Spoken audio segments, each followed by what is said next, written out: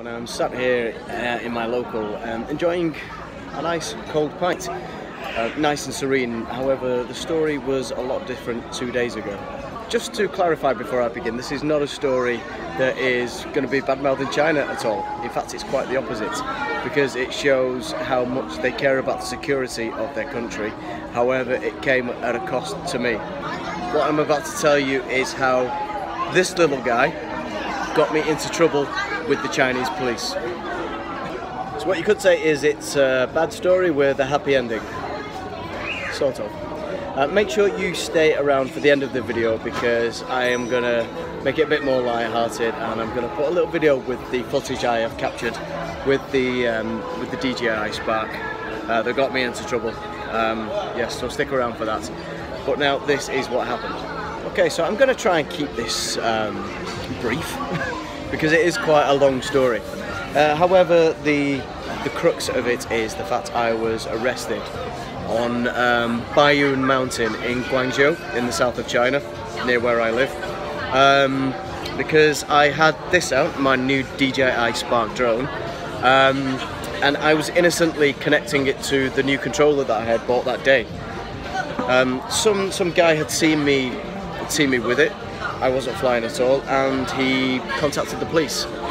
So as I was on my way down from the mountain, I was intercepted by 4 or 5 police who basically asking just what the hell I was up to. Now I didn't understand them at this point, and they didn't understand me, and I didn't have my passport on me, so they whisked me away to the police station, which was very intimidating. When I was in the back of the police cart on the way up to the mountain police station, I was sat there just not having a clue what was going to happen next. So I was frantically trying to call my Chinese colleagues to talk to them so they could communicate.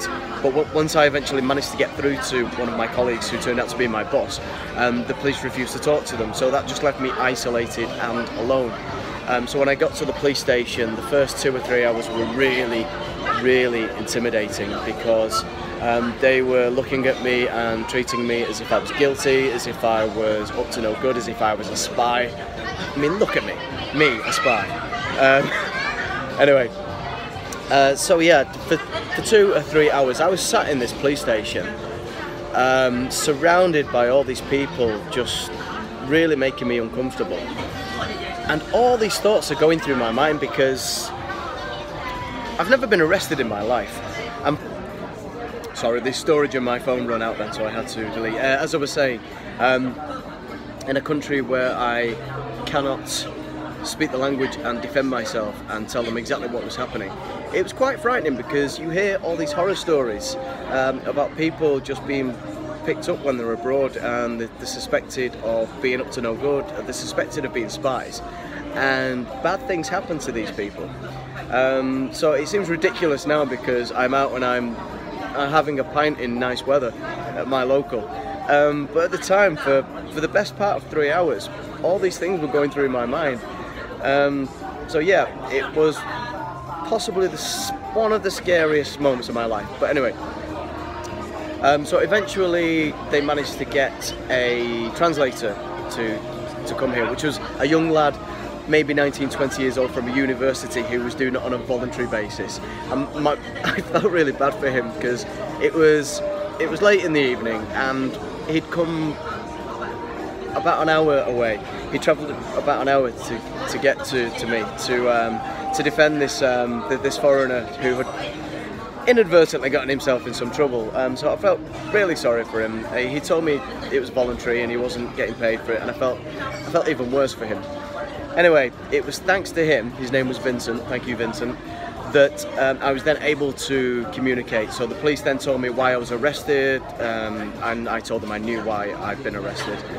And they said they had to check all my footage, and I said fine, I've got nothing to hide. And then they took me into a room and they asked me lots and lots of questions about what I was doing there. Why am I in China? Why do I not have my passport? Why I was on the mountain? Why do I have a drone? And all these questions I'm answering, obviously, with complete honesty, because I had nothing to hide. I wasn't up to no good. So we finished that, we got back, and then we sat again for another hour while they checked all my footage, checked all my belongings. They went through all my answers, eventually managed to get my digital identification, my digital passport and my work permit from my employers, which was great, because for the first few hours they didn't let me talk to anybody, they didn't let me use my phone. But eventually they started to soften and I started to ease up a bit. So I was able to contact my employers and get them to send over the documents. And once it transpired that I was just merely a victim of unfortunate circumstances, everything was fine. We started to talk normally, and we started to have a laugh, and they were like, just check where you are. And I said, yes, I know. I thought it was fine because I checked the website, I checked the DJI website that tells you the no-fly zones, and this area on the DJI website isn't under red control, so I thought I was fine, plus the fact I wasn't flying anyway. And then we were just talking about things in general. It transpired one of the police officers, whose picture I will flash up now because he was nice enough to take me back to the police station, back to the metro station after after I was released. He was telling me how he had been to Manchester, so we had a bit of a chat about that as well, and we were talking about football, Manchester United, and I showed him my tattoo, and so yeah, eventually everything was fine, but it still took, after they realised that I wasn't up to no good, it still took another hour and a half to get out, because my employers had called the British consulate, and the British consulate had actually called the police station and given them an earful, which they did not deserve, because they were like, do not be mistreating him, you better not mistreat him. And they hadn't. They treated me fine, aside from the intimidation that I experienced. Everything was fine. They offered me water, they offered me food, and at the end of the day, everything was fine. They turned out to be nice, which was a relief for me. So yeah, that caused the delay, because they then had to type up a report that I had been treated well, and they had to type up everything that had been discussed, everything that had happened, everything I'd said, everything they'd said. So that took a lot more time, and poor Vincent, my translator, had to stay there the whole time, so he must have been getting more and more annoyed as well. So eventually done. They said, right, thank you. They said, thank you for being so cooperative, thank you for understanding. And I said, no, I understand. I mean, I was mystified and annoyed when you first arrested me, but now I understand that you have your country to protect, and where I was, even though I did not know where I was. And sorry, my storage went again. Damn my past self for buying a 16 gig iPhone. Anyway, so what I want to do now is to help you avoid the same mistakes that I made. Obviously inadvertent mistakes, I didn't know.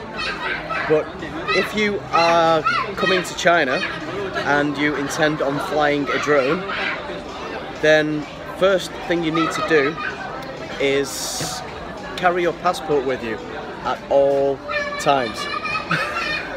If you have your drone and you are going to be flying it up in the air, especially as a foreigner, have your passport with you at all times that shows that you are legally entitled to be in China, because that was my biggest problem. I could not prove my identity, and I could not prove as a foreigner that I was here legally. So this is what made what should have been a simple process, a 5-hour process. Second one is, and I will flash now the screenshot up, you need to register with the Aviation Authority of China, which is the CAAC, basically the Chinese Aviation Authority. So there at the top you can see is the website. Obviously you need to either understand Chinese Or what I do is, I can't show you because I'm filming with my phone, but I have the Google Translate app on my phone, which allows you to use your camera to translate text into English, which I find amazing. Welcome to the 21st century. So yeah, if you can either do that with your phone or get a Chinese speaker to help you to do this, but you need to register with your serial numbers, I believe both for the Spark, which, sorry about the noise, this is a very active and happy little girl nearby. So what you need is the battery, obviously, as you know, comes off, and your serial number is here. It should also be on the back of your drone. Obviously every drone is different, but I'm just talking about the DJI Spark. So you need to register with the serial number for your drone, and also I think the serial number for your controller if you have one, and that is also on the back. Sorry, hopefully for the last time it will disconnect because I've got no storage. So as I was saying, the serial number for the controller is also on the back. Yeah, so make sure you register everything with the Chinese Aviation Authority. You will need a Chinese phone number as well, so you may not be able to do that until you get over here, but just make sure you do that. It just covers your back. Again, just carry your passport everywhere you go. As a foreigner, you just need proof that you are in the country legally. Always carry your passport, and also have a check of the DJI website for restricted areas to fly in China, which you can also get on the DJI Go 4 app as well. So I will try and pop up screenshots of that just now. And as you were looking at that, I will say thanks for watching the video, but stay tuned because to end on a happy note, I am now going to show you a little short video of the footage I have managed to capture, and I will reiterate this legally, in the days previous to Tuesday's incidents, and this is in the city centre of Guangzhou and in Foshan, where I am living at the moment.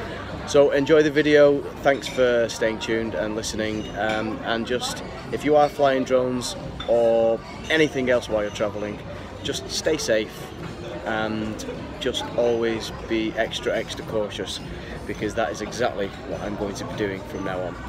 So take care, have a good one, enjoy the video, and I will see you on the next one.